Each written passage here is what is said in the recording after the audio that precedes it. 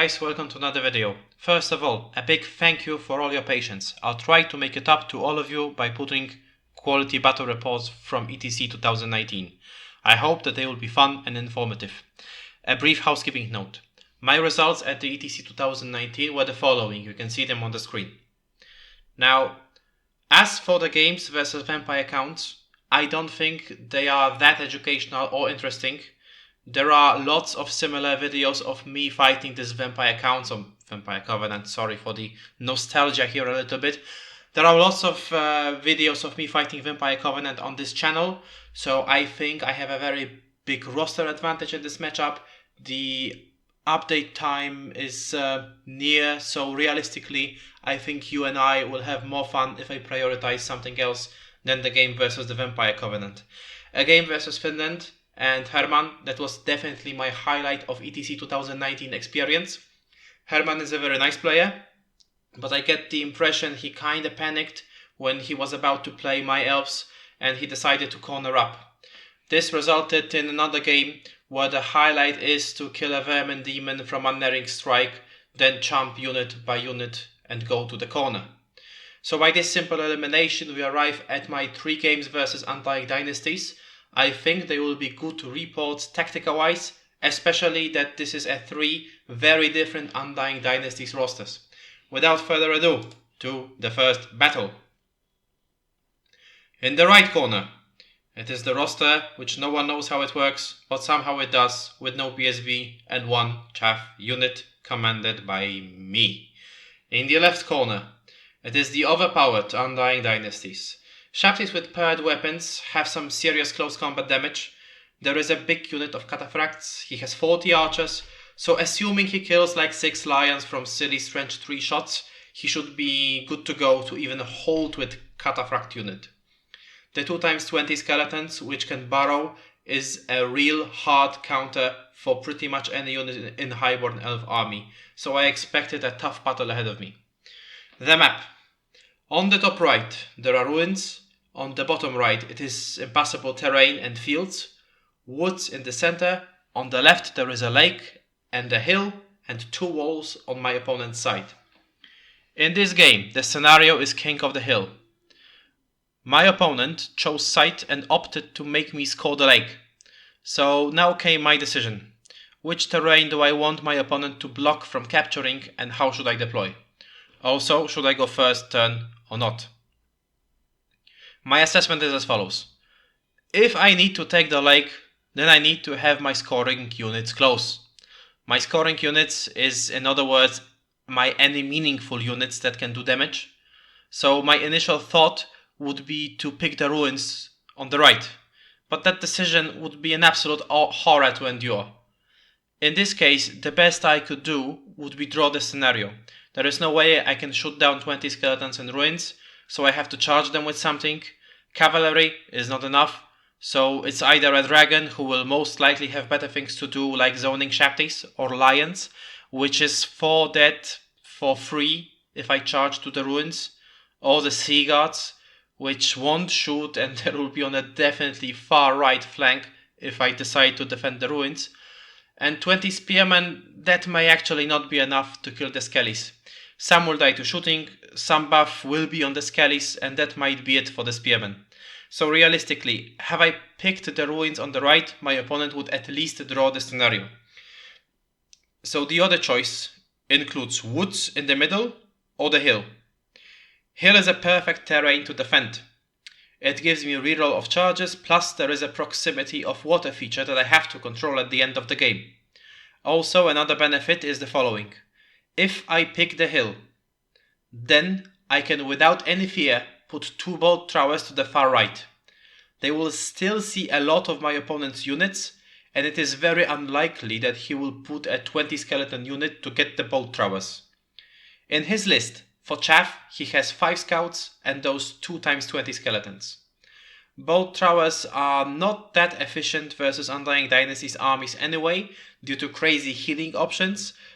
So if his scoring unit is far away, the easier it is for me to win the scenario, and the expectation from the bolt thrower is to kill the Arc of Ages anyway. So that's what I did. From right to left. Those aforementioned Bolt Throwers, Knights of Rima, Elaine Reavers, Sea Guard with both characters, 20 Spears, Dragon, Lion Guards, and a Bolt Thrower in the back. I wasn't worried for line of sight of Bolt Thrower in the back, as the Dragon would most likely clear the way pretty quickly, so he will have a nice avenue for shots. My plan for this game was to take first turn, to control advancement with hill from the left side, and to more likely flight or with the Sea Guard if needed. It is very inefficient to shoot at Shaptis or Cataphracts anyway. My opponent deployment was as follows.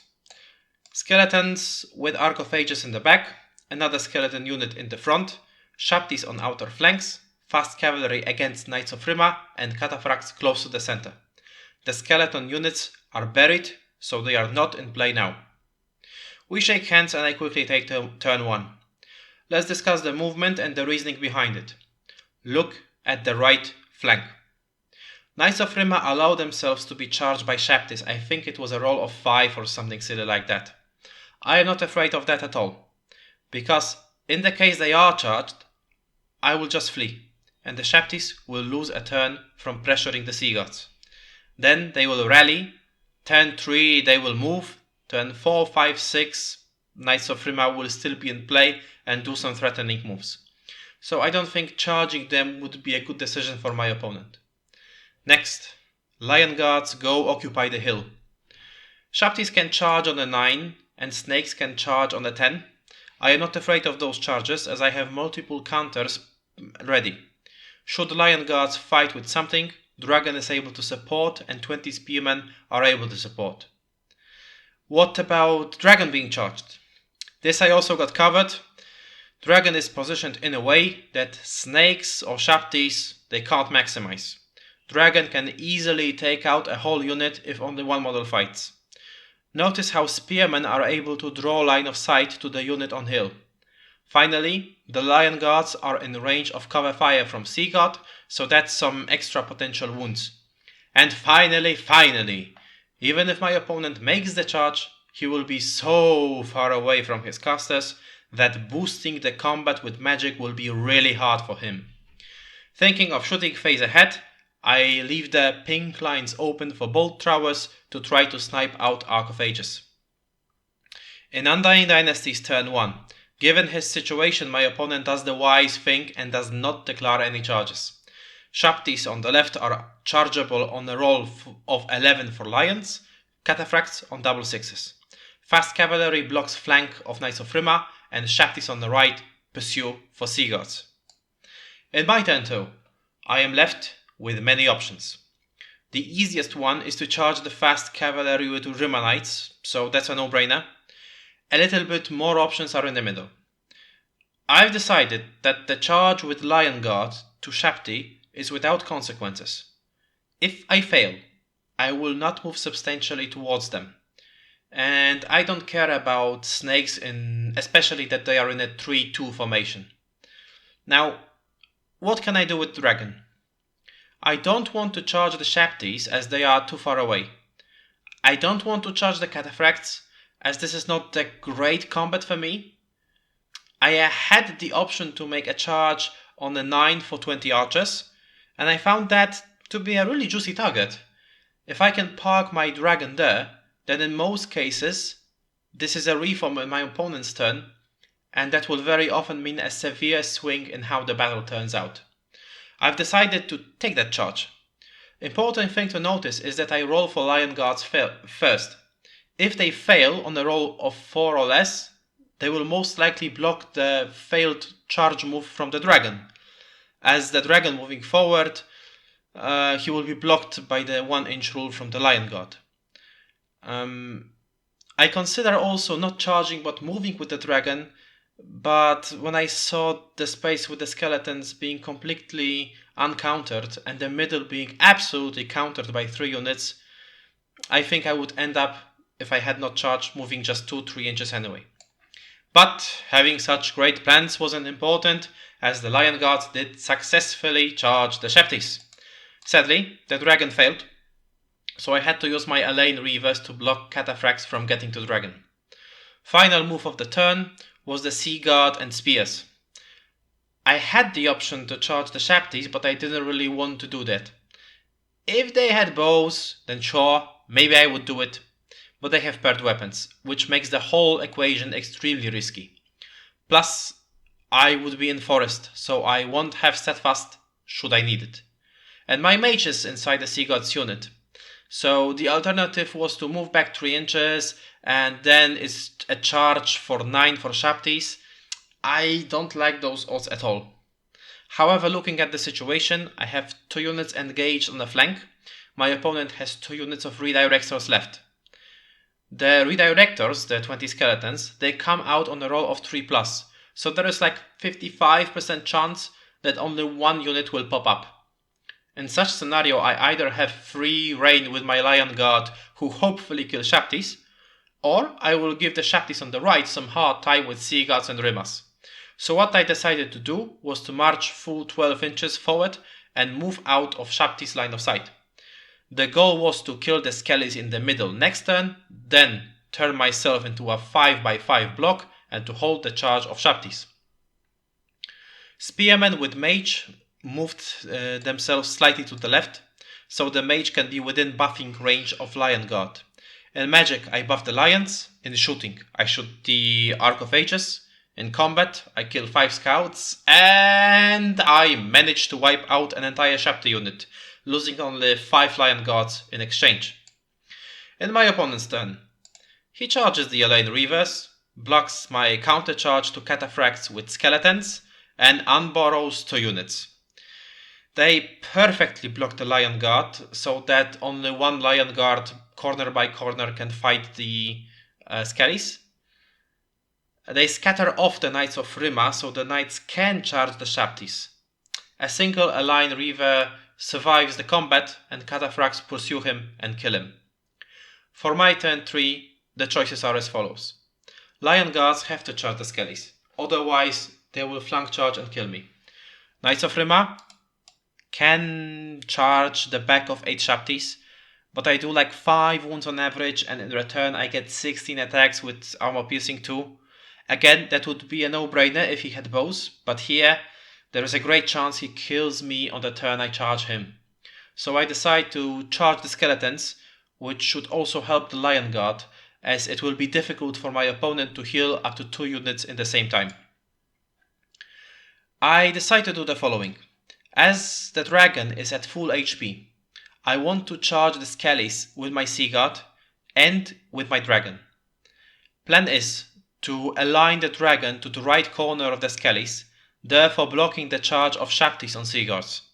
Then, after killing the Skellies, I will reform the dragon forward to face Shaptis, and I will reform the Sea Guards into 5x5 formation. I will hold the Shaptis charge with the dragon, and then support it with Sea Guards. As to what will happen with Spearmen with Mage, I care very little as there are multiple options available. I can either move the Mage outside the unit to behind the hill, or I can just march with the Spearmen to the right side, then fleeing if the snakes decide to charge me. That's a nice plan, but it includes my ETC Nemesis that is rolling a successful Swift Right charge on a 6. The dragon fails the charge roll on a roll of 4, so at least he somewhat blocks the charge to the Spearmen, and 3 snakes instead of 5 will fight the dragon. After the dragon's failed charge, the Spearmen position themselves to counter the charged snake. So no matter, everything is good. I still have 3 units in the middle, engaged in combat, and snakes which are pretty countered.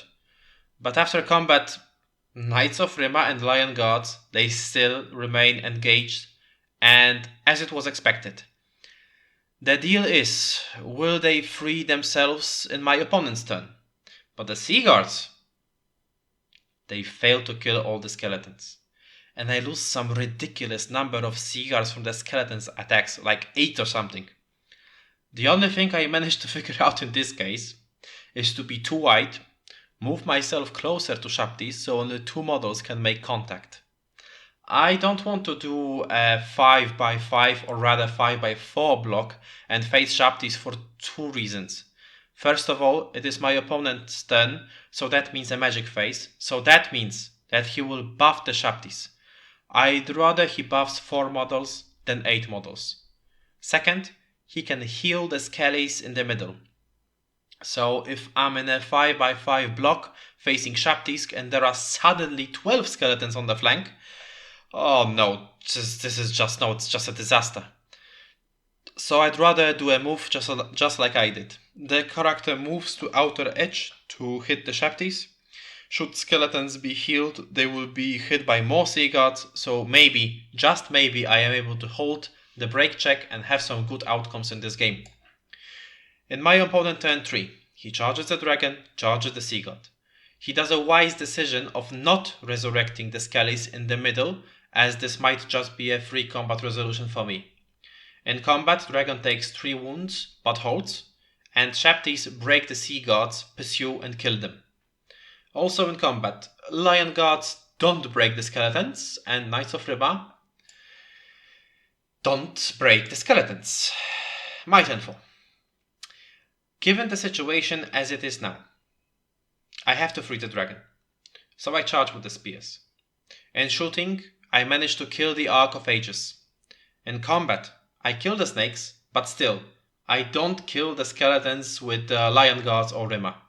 This is the saddest display of elite infantry skill I have seen in a long time. To the turn 4 of Undying Dynasties, Shaptis charge dragon. Dragon flees. Shaptis redirect to spears. They go in on 6/6. I consider what to do, but there is just no way around it.